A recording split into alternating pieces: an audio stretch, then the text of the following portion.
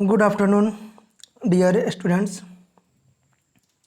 मैं रितेश कुमार आर्य, शासकीय नवीन महाविद्यालय चांदनी बिहारपुर सूरजपुर, समाजशास्त्र विभाग से। आज हम लोग पढ़ेंगे बीए प्रथम वर्ष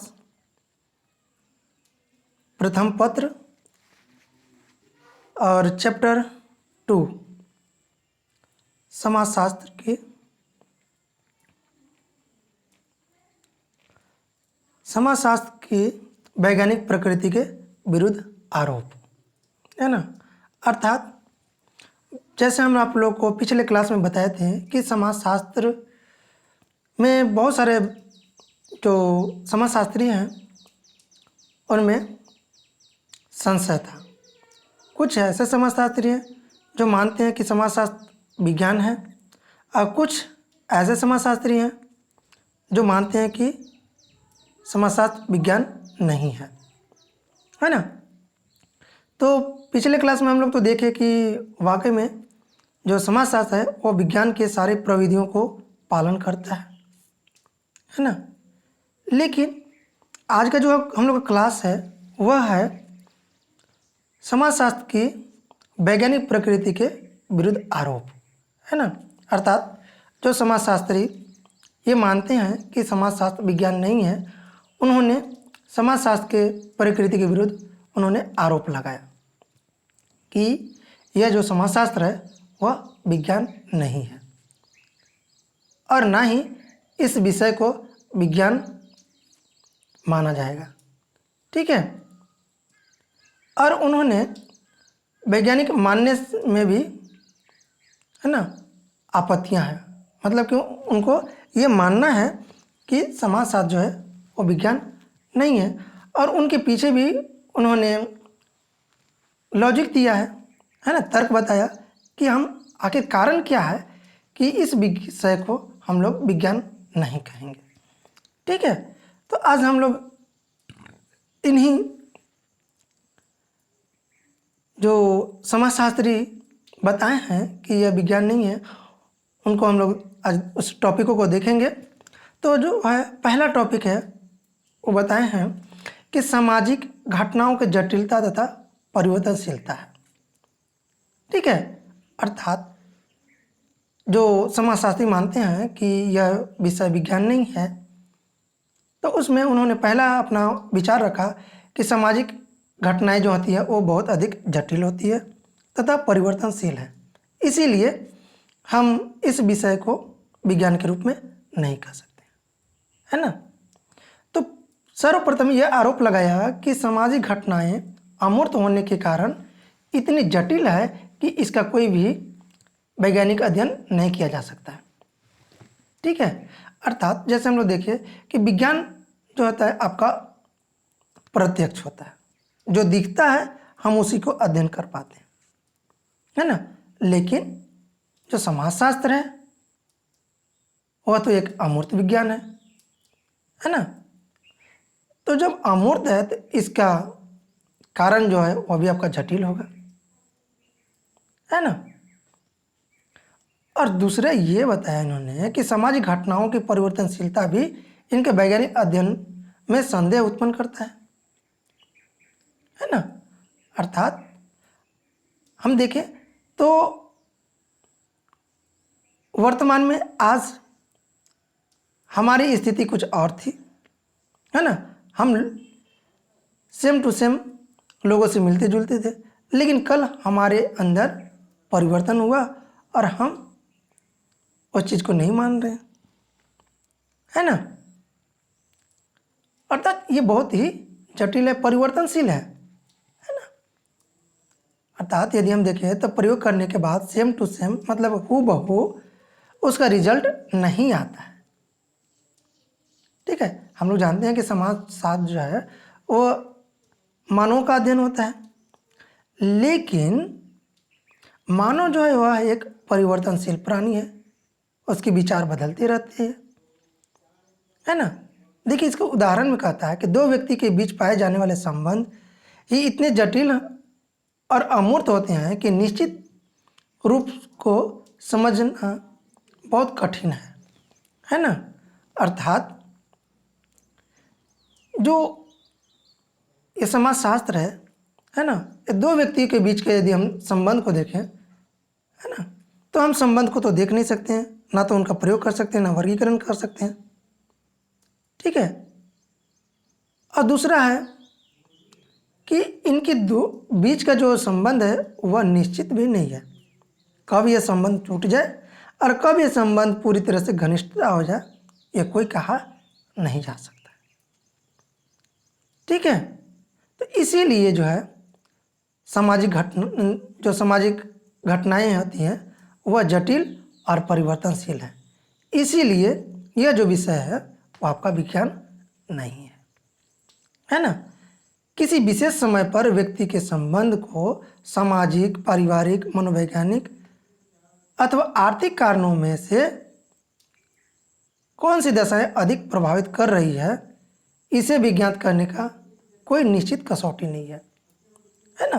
अर्थात यदि हम देखें तो जब हम प्रयोग करते हैं तो प्रयोग करने वाले हर एलिमेंट का हम लोग निरीक्षण, परीक्षण और प्रयोग कर सकते हैं, लेकिन जो समाज में जो है उसके संबंध को कौन प्रभावित कर रहा है उसको भी हम लोग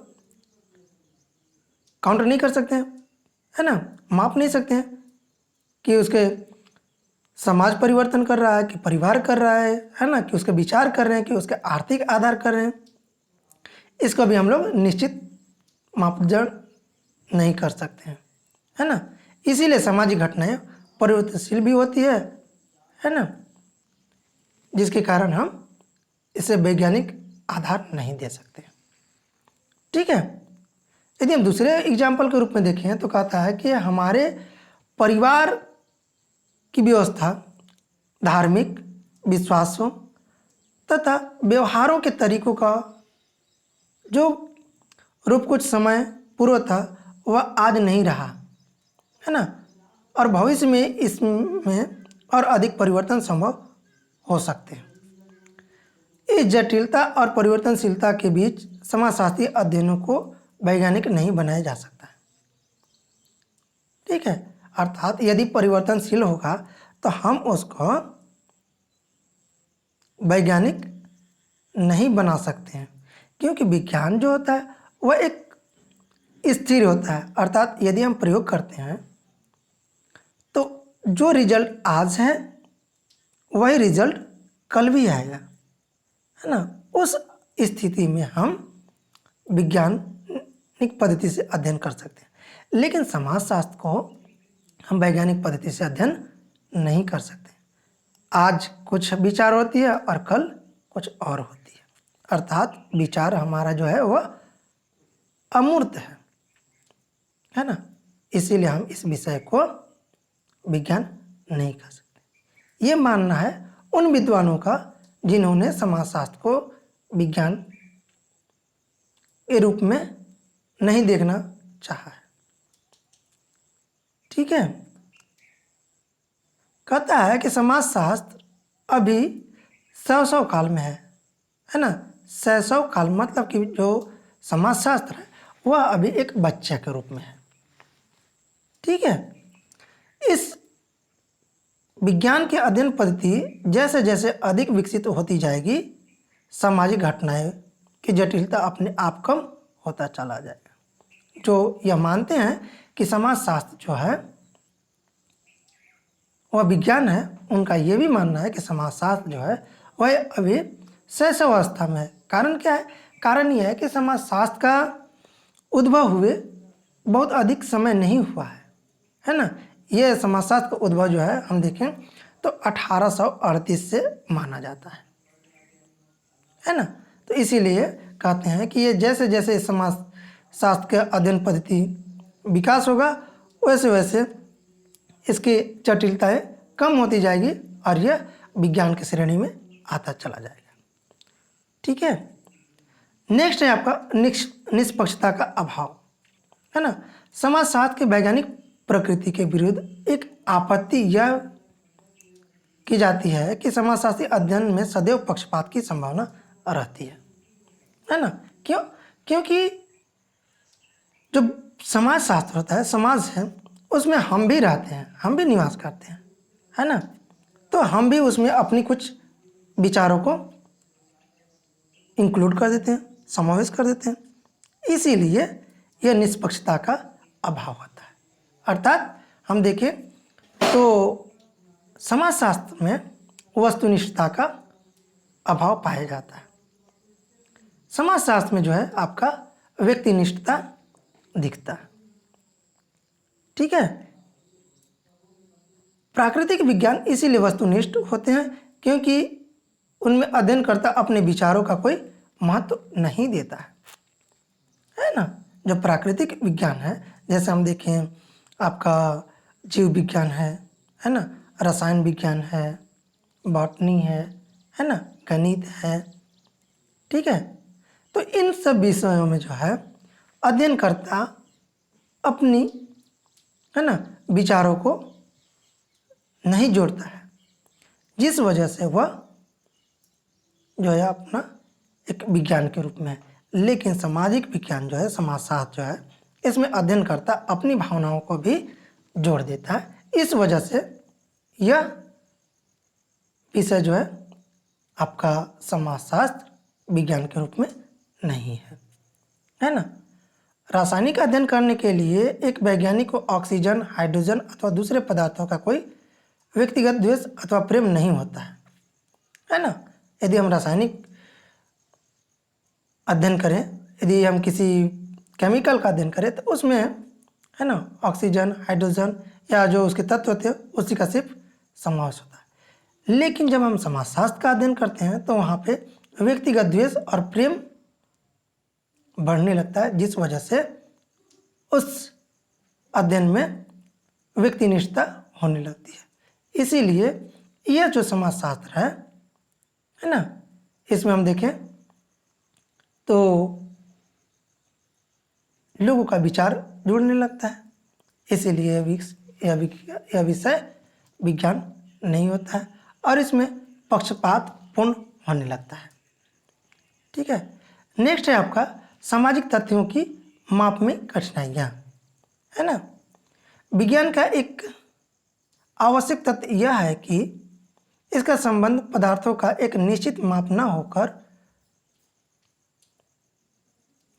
हो सकने के कारण समाजशास्त्र विज्ञान के रूप में स्वीकार करना बहुत कठिन है ना।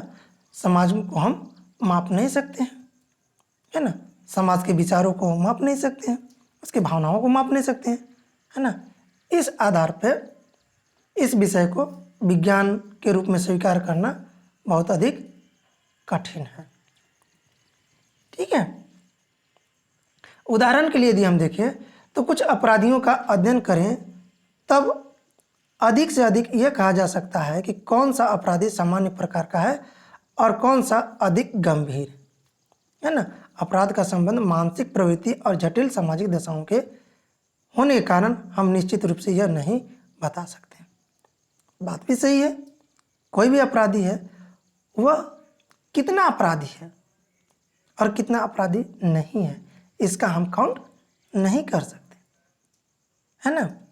तो इस आधार पे भी जो है उन्होंने बताया कि हम सामाजिक तथ्यों को माप नहीं सकते। ठीक है। पीवी यंग महोदय ने संकेत दिया कि यदि मापने की क्षमता ही विज्ञान की कसौटी होती तो कपड़ों की सिलाई करने वाले लोगों को भी वैज्ञानिक मान लिया जाता है ना।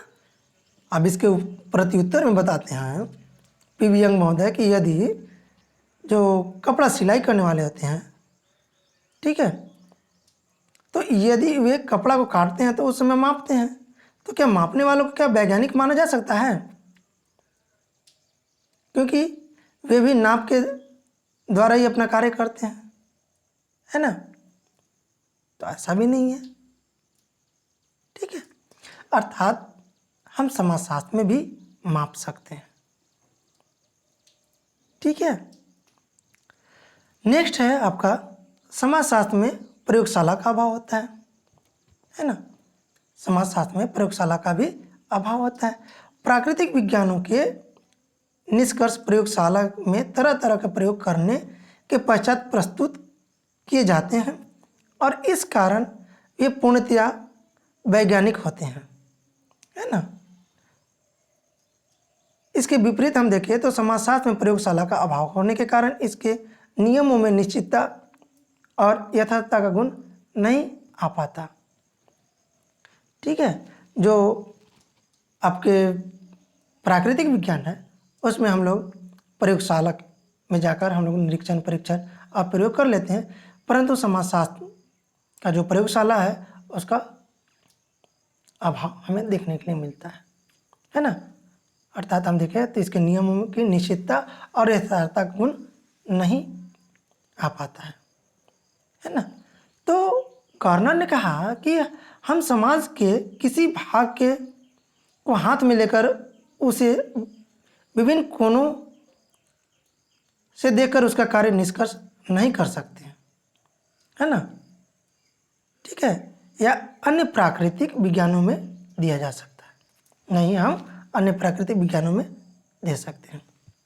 ठीक है, सामाजिक अध्ययन के लिए किसी बच्चे पर कोई प्रयोग करना कानून विरोधी भी हो सकता है ना। इसका तात्पर्य है कि समाजशास्त्रीय निष्कर्ष साधारणतः अनुमान पर ही आधारित होते हैं, है ना। लेकिन यदि हम विज्ञान में देखें तो वहाँ पर निरीक्षण परीक्षण प्रयोग कर सकते हैं, लेकिन समाज में यदि हम किसी बच्चे के ऊपर भी हम यदि प्रयोग करते हैं या किसी व्यक्ति के ऊपर भी हम प्रयोग करते हैं तो कानून उसे विरोध कर सकता है ना। लेकिन विज्ञान में किसी प्रकार का कोई प्रतिबंध नहीं होता है। ठीक है, तो वास्तव में यह आपत्ति ऐतिहासिक प्रमाणों के विरुद्ध है। ठीक है, समाजशास्त्र में किसी बंद प्रयोगशाला का प्रयोग नहीं किया जाता, लेकिन विज्ञान के किसी बंद प्रयोगशाला का होना एक आवश्यक शर्त नहीं है। ठीक है, यदि हम देखें तो उदाहरण के तौर पर महान वैज्ञानिक न्यूटन, गैलीलियो तथा मार्कोनी ने भी अपनी विश्वविद्यालय सिद्धांतों का प्रतिपादन बंद प्रयोगशाला में नहीं बल्कि प्रकृति के खुले वातावरण में किए थे, है ना। जो वैज्ञानिक मानने वाले हैं समाजशास्त्र को, उनका मानना था कि बहुत सारे ऐसे कार्य हैं जो प्रयोगशाला में नहीं किए गए हैं, वो समाज में रह के किए गए हैं, है ना। इसीलिए हम समाजशास्त्र को भी हम विज्ञान के रूप में मान सकते हैं, क्योंकि समाज का जो अध्ययन होता है वह समाज में जब वैज्ञान के अन्य प्राकृतिक विज्ञान के वैज्ञानिक जो हैं, है ना, उन्होंने खुले प्रयोगशाला में जब अध्ययन कर सकते हैं तो यह समाजशास्त्र जो है आपका खुले वातावरण में भी अध्ययन किया जाता है ना। जैसे हम देखें तो न्यूटन, है ना, न्यूटन जो गति के नियम दिए तो कोई प्रयोगशाला में नहीं किए थे, उन्होंने खुले वातावरण में प्रयोग किए थे। ठीक है, गैलीलियो, मार्कोनी, ये सब जितने भी हैं उन्होंने खुले वातावरण में ही प्रयोग किए थे। तो इसीलिए यह समाजशास्त्र जो है आपका विज्ञान के रूप में मानते हैं। समाजशास्त्र भविष्यवाणी करने में असमर्थ है। ठीक है, एक आरोप यह लगाया जाता है कि समाजशास्त्र नियमों में भविष्यवाणी करने की क्षमता नहीं होती है। ठीक है, अर्थात यह भविष्यवाणी नहीं कर सकता। क्यों? क्योंकि यह जटिल है और यह परिवर्तनशील है। ठीक है, सामाजिक घटनाओं में इतनी शीघ्रता से परिवर्तन होता रहता है कि आज का सत्य कल असत्य प्रमाणित हो सकता है। ठीक है, जो आज का सत्य है वह कल असत्य हो सकता है, इसीलिए यह भविष्यवाणी नहीं कर सकता। लेकिन ऐसी अवस्था में सामाजिक घटनाओं के बारे में कोई निश्चित भविष्यवाणी नहीं किया जा सकता है। ठीक है, लेकिन कहता है कि वैज्ञानिक नियमों भी कुछ अनुमान पर आधारित होते हैं तथा प्रत्येक परिस्थितियों में सत्य प्रमाणित नहीं हो सकते हैं। ठीक है, इस आधार पर समाजशास्त्रीय अनुमानों में भी कुछ परिवर्तन हो जाते हैं, तब किसी प्रकृति को विज्ञान की श्रेणी से बाहर नहीं रखा जा सकता है ना। इसीलिए हम देखें तो समाजशास्त्र में भी जो है आपका अनुमान के आधार पर भी भविष्यवाणी की जाती है और वो मान्य भी होती है। ठीक है, नेक्स्ट है आपका सार्वभौमिकता का अभाव, है ना। अर्थात समाजशास्त्र की वैज्ञानिक प्रकृति के विरुद्ध एक आरोप यह लगाया जाता है कि सामाजिक घटनाओं में सार्वभौमिकता का तथा एक रूपता का अभाव होता है ना। अर्थात इसमें यूनिवर्सल तथा एक रूपता का अभाव पाया जाता है ना। और अध्ययनों को संबंधित नहीं माना जा सकता। प्राकृतिक विज्ञानों के अंतर्गत जिन घटनाओं का अध्ययन किया जाता है वे सभी स्थानों पर समान प्रकृति की होती है। लेकिन यदि हम प्राकृतिक विज्ञानों का अध्ययन करें तो वह समान परिणाम देते हैं, लेकिन जो समाजशास्त्र है वो अलग अलग जगहों पे, अलग अलग क्षेत्रों पे अपना अलग अलग रिजल्ट देती है। ठीक है, तो दूसरे समाजों अथवा क्षेत्रों पर लागू नहीं हो सकते हैं। इसीलिए जो है मानना है कि समाजशास्त्र जो है आपका सार्वभौमिकता का अभाव पाया जाता है। ठीक है, रॉबर्ट बियरस्टेड महोदय हैं, उन्होंने द सोशल ऑर्डर नामक एक पुस्तक लिखी थी। उसमें उन्होंने बताया कि समाजशास्त्र की वैज्ञानिक प्रकृति को समझा जा सकता है ना। उसके प्रकृति संबंधी कुछ निष्कर्ष भी दिए हुए हैं। उन्होंने पहला माना कि समाज शास्त्र एक सामाजिक विज्ञान है, न कि प्राकृतिक विज्ञान। ठीक है, जो बियरस्टेड महोदय थे उन्होंने समाजशास्त्र को सामाजिक विज्ञान कहा है, न कि यह प्राकृतिक विज्ञान है। ठीक है, समाजशास्त्र सामाजिक घटनाओं तथा सामाजिक संबंधों का अध्ययन करता है। ठीक है, इस विज्ञान का प्राकृतिक अथवा भौतिक घटनाओं का अध्ययन से कोई संबंध नहीं होता है। ठीक है, अर्थात जो आपका समाजशास्त्र है वह सामाजिक घटनाओं तथा सामाजिक संबंधों का अध्ययन करता है और इसका प्राकृतिक अथवा भौतिक घटनाओं के अध्ययन में कोई संबंध नहीं है। ठीक है, एक विज्ञान के रूप में समाजशास्त्र की प्रकृति भौतिक विज्ञानों के प्रकृति से भिन्न है। ठीक है, दूसरा उन्होंने बताया समाजशास्त्र एक वास्तविक विज्ञान है, आदर्शात्मक विज्ञान नहीं है ना।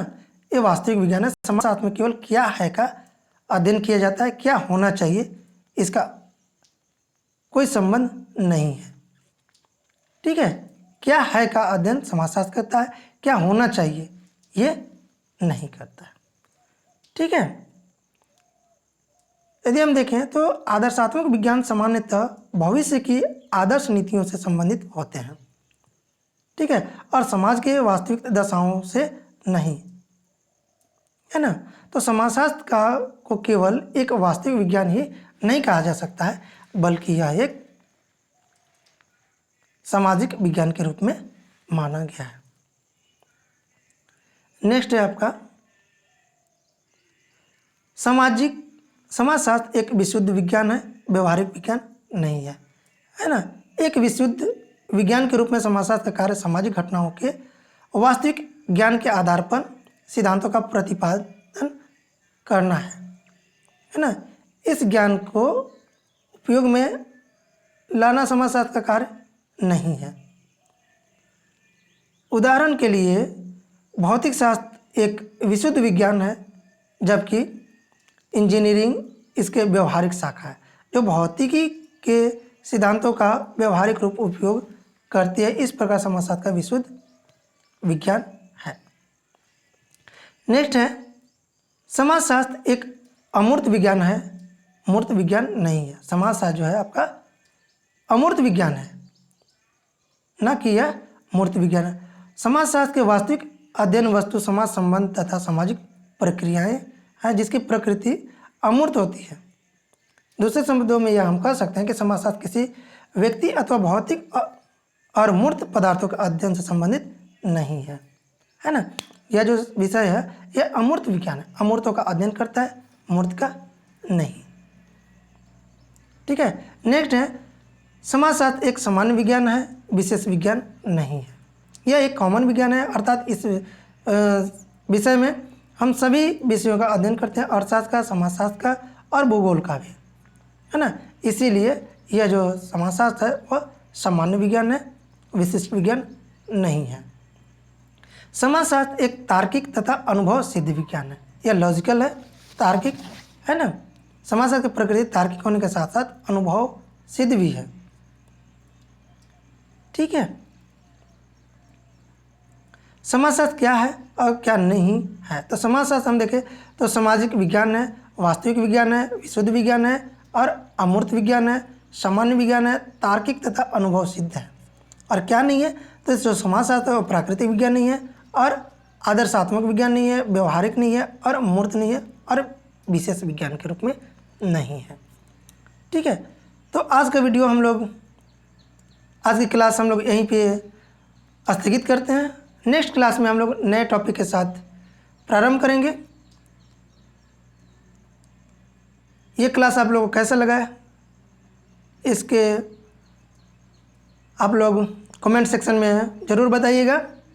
यदि अच्छा लगा तो हमारे चैनल को सब्सक्राइब और लाइक कीजिएगा तथा बेल आइकन को भी दबाइएगा, ताकि जब भी हम एक नया वीडियो बनाएं तो इसका नोटिफिकेशन सबसे पहले आपको मिले और इसका ज्ञान आप प्राप्त करें। Thank you.